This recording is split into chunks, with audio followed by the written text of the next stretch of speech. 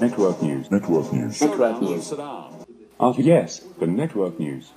That splendid half hour of programming that comes on right after our local news. It is a tradition that harkens back to yesteryear, a time when our parents and grandparents sat around the old black and white TV as a family and learned things about the world they could not hope to know until the paper boy came the next day. It was a simpler time then. Bitter fruit. Fallout. Bitter fruit. Fallout. Showdown. Abortion. To escape. I want my SUV. The war. I want my SUV. The abortion. The extreme war. Fighting back. The vicious drug war. And the business of terror. Parallel. Neck freeze. I'm Katie Couric, without makeup. Sorry about that. Today, network news is failing. Ratings have been steadily going down for a decade. The reasons are numerous and, some would say, irreversible. Network news, like the newspaper, are struggling to capture the younger demographic that they once did. We live in a fast-paced society. News stories and viral videos are now available 24 hours a day on the computer. Kids and adults alike don't have the patience to wait for a specific time to find out about the world. Why would they?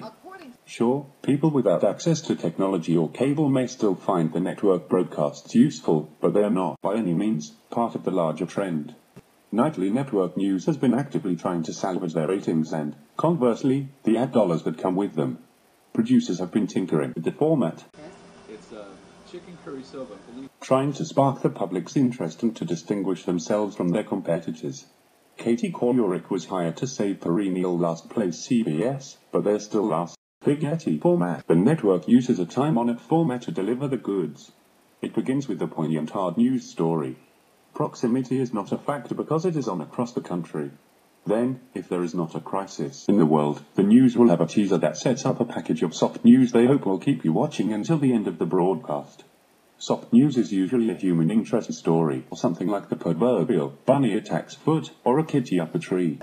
Hard news deals with a variety of its uses, like catastrophes, natural and otherwise.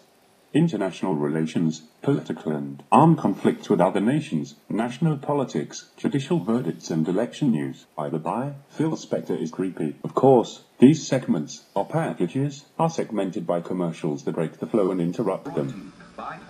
Don't even try us, network bias, bigoted bias, since they are basically competing with each other in a media-fueled rating bonanza. The top three networks, ABC, CBS, and NBC, all want the publicity that comes with being on top. The networks are supposed to be objective, and reporters are trained to present the issues in a way that is balanced, accurate, and fair. But arguably, each network has its own slant on things. To conclude, let us take a look at how each network covered the shooting at Virginia Tech differently. Shan't we? Good evening. We now know what the Virginia Tech gunman was doing during that 2-hour period between shootings on campus. He was compiling before going to the post office and mailing via overnight mail what can only be described as a multimedia manifesto containing video, still pictures, and a lengthy document to NBC headquarters, this very building here in New York.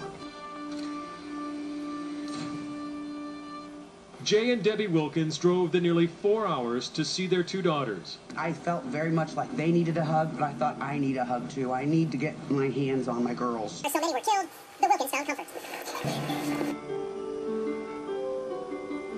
Hi everyone, welcome to First Look. It is Thursday, April 19th, and I'm Katie Couric, without makeup. Sorry about that. And this is Chris Dunning. Tragedy once again. Bob Orr, who I think has done some amazing reporting. He was the first to break the name of the shooter and has really been working it like crazy. In fact, so much so that he's lost his voice. Is going to have an update on the investigation, right, Chris? Anything new? Any tidbits you can tell us without tipping our hand?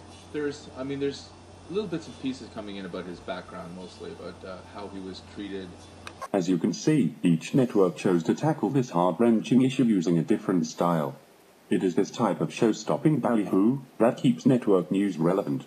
And if you believe that I am a monkey's uncle, Hammer says, I still watch the network news. And that you like this, lots and lots.